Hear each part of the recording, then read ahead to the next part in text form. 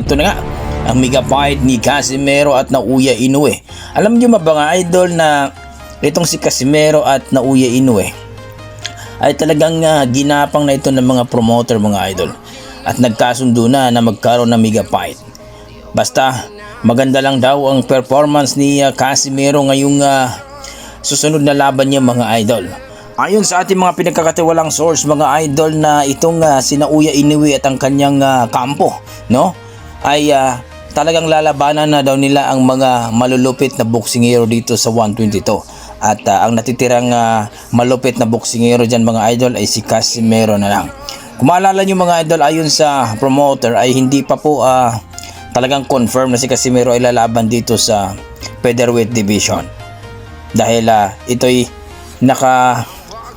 nakalinya pa rin ito sa super bantamweight division mga idol at rank number 6 pa ito sa WBO. So